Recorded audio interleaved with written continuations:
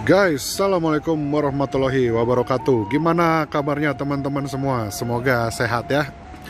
Nah teman-teman, kali ini di depan kita udah ada Mercy ini lagi, W210 tahun 98. Nah, kali ini saya mau bahas tentang pendapat orang-orang ya, stigma orang-orang tentang mobil Eropa yang menurut mereka mobil Eropa itu adalah mobil yang rewel, mobil yang tidak reliable dibandingkan mobil buatan negara lain kayak mobil Jepang misalkan atau mobil lain ya, mobil Korea gitu. Jadi kesan-kesan itu akhirnya membuat banyak orang atau banyak calon pembeli mobil yang ketakutan duluan sebelum mereka mencoba mobil Eropa gitu. Karena dengar dari si A katanya mobil Eropa begini, dengar dari si B katanya mobil Eropa begini, jangan dibeli mobil Eropa mah, nanti jajannya banyak, mahal lagi.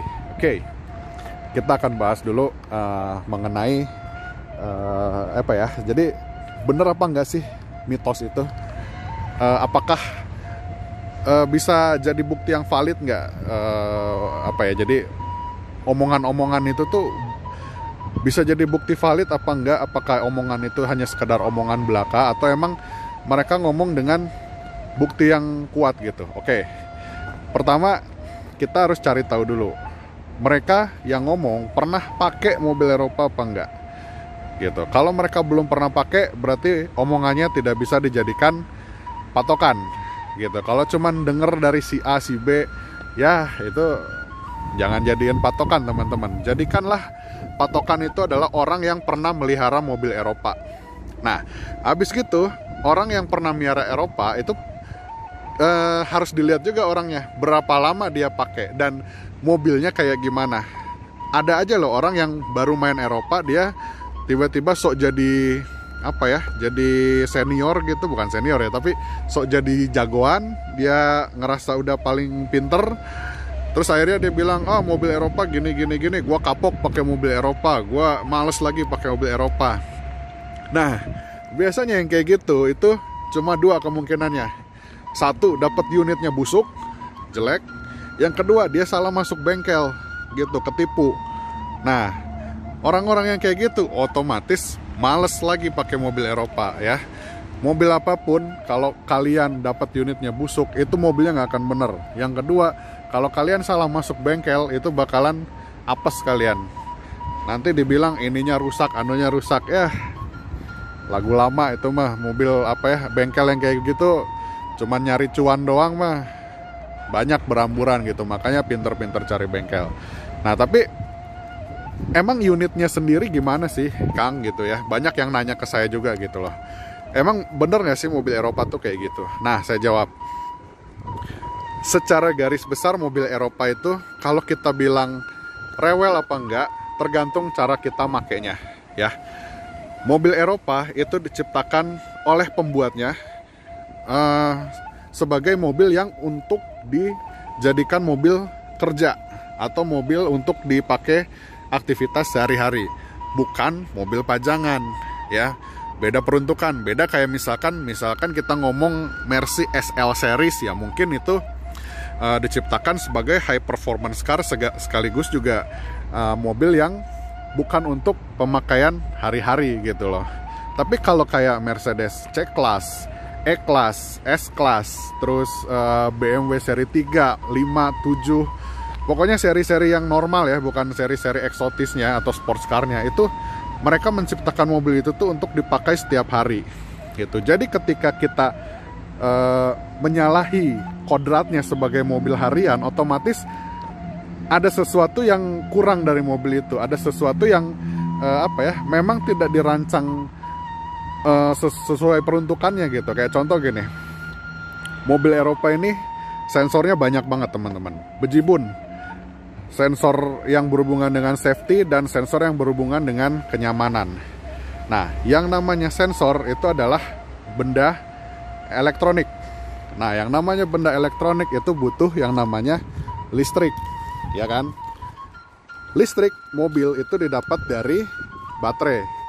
Nah, sumber sumber daya baterai itu juga didapat dari putaran mesin. gitu ya kan. Teman-teman pasti paham kan cara kerja dasar mesin kan.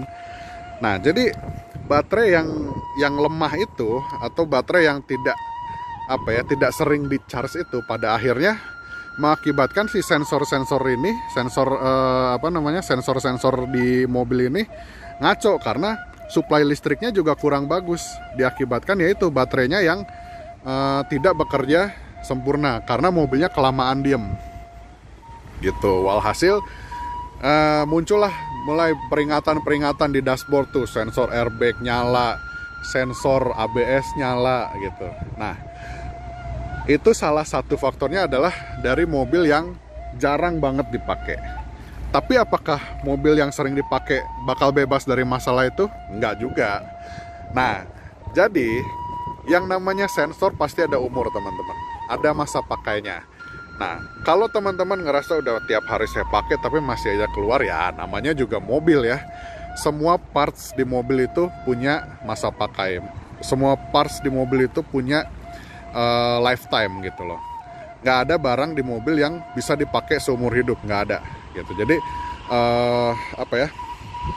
pasti teman-teman suatu hari akan ngalamin gitu loh kerusakan di part-part tersebut gitu. Nah, kalau teman-teman nggak mau rusak mobilnya, diamin aja, pajang, nggak usah dipakai selama-lamanya gitu. Dijamin teman-teman nggak akan ngalamin yang namanya ganti parts ya kan, karena kita nggak naik mobil kan jadinya gitu teman-teman.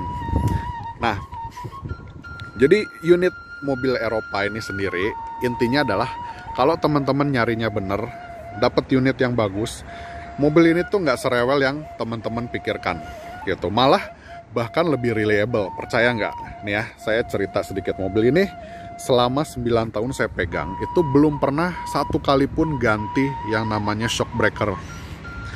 Gila. Punten ya, bukan gimana, tapi teman saya aja pakai Fortuner itu 6 tahun itu udah pernah ganti shock breaker.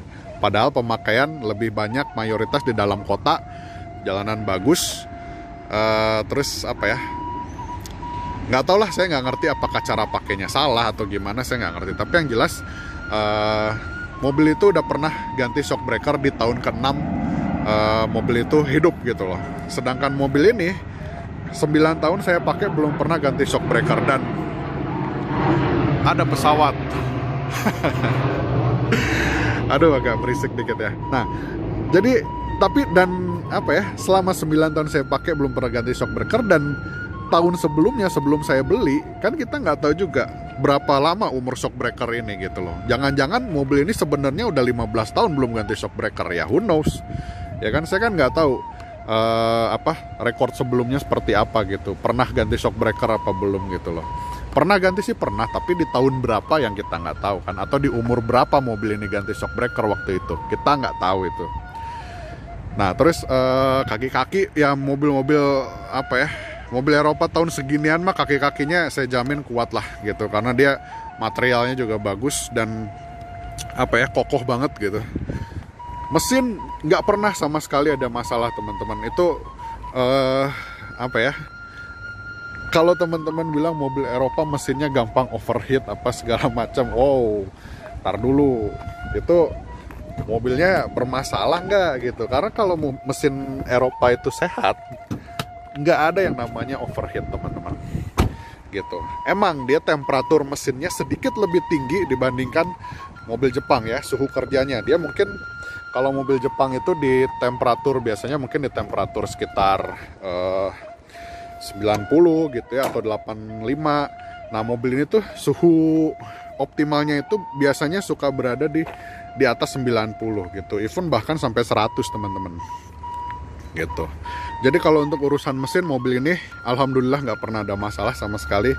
Dan memang mesin ini yang dipakai ini adalah salah satu mesin paling reliable yang pernah dibuat oleh Mercedes-Benz gitu. Nah, itu intinya. Jadi kalau teman-teman ngerasa mobil Eropa ini banyak masalah, rewel apa segala macam, itu bukan karena mobil ini rewel ya teman-teman gitu. Jadi basicnya adalah kita sendiri yang mungkin belum siap nerima segala macam teknologi yang ada di mobil ini. Karena harus kita akui ya, mobil Eropa itu dari teknologi, baik itu kenyamanan, safety, performa mesin, ya kan, dia di atas mobil Jepang yang tahunnya sama ya. Contoh, kita ambil contoh mobil ini dengan misalkan apa ya, yang setara ya, mungkin dengan Accord, mungkin ya, Honda Accord gitu. Bandingkan Accord 98 dengan Mercy E-Class tahun 98, itu fiturnya sangat jauh, ya kan teman-teman.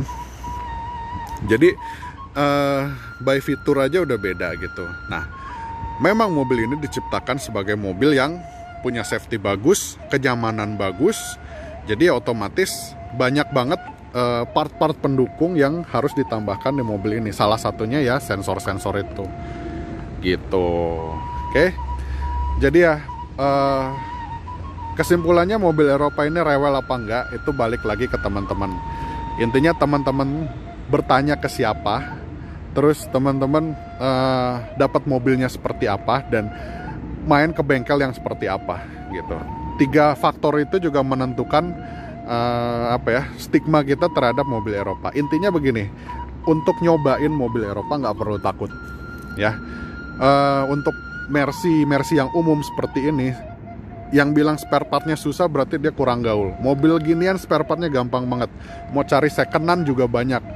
Ini mobil spare partnya lebih banyak daripada Harrier yang waktu kemarin saya review ya, Harrier saya itu gitu. Lebih gampang nyari part ini daripada nyari part Harrier gitu teman-teman. Oke, jadi intinya ketika kita ingin mendapatkan mobil yang jauh lebih nyaman, mobil yang performanya lebih bagus, ya otomatis ada hal-hal yang harus kita keluarkan ekstra gitu loh, yaitu perawatannya. Tapi kalau kita ngomong soal perawatan ya sebenarnya mobil ini juga nggak mahal-mahal banget kan. Kalau teman-teman pengen tahu biaya-biayanya, udah pernah saya share videonya, bisa diklik aja nanti ya, entah di deskripsi atau di atas nih saya kasih linknya. Nah, di situ saya jelasin berapa biaya perawatan mobil ini selama 1 tahun gitu loh. Oke, jadi kira-kira begitulah kurang lebih ya teman-teman sudut pandang saya terhadap mobil Eropa. Saya ngomong ini karena jujur aja saya tuh kadang-kadang prihatin ya sama orang-orang yang biasanya baru denger doang gitu loh, baru katanya mobil Eropa gini, katanya mobil Eropa gitu. Ya, atuh please deh ya, cobain dulu, cari barang yang sebagus mungkin. Kalau bisa ada service record, ada apa ya, at least service record itu nggak harus di bengkel resmi, paling nggak dia simpen bon-bon perbaikan gitu ya. Terus ownernya juga paling nggak paham betul dengan mobilnya, ya kan, gitu loh. Ya kita banyaklah hal yang bisa kita lihat dari mobil ini. Mobil ini tuh kerawat apa enggak kan, sense kita kan bermain di situ ya, feeling kita bermain di situ gitu teman-teman. Oke. Segitu aja dulu videonya, mudah-mudahan bermanfaat, mudah-mudahan juga bisa merubah stigma atau sudut pandang teman-teman terhadap mobil Eropa yang konon katanya rewel, konon katanya spare partnya mahal dan lain-lain ya. Ya itu mudah-mudahan teman-teman terbukalah dengan nonton video ini.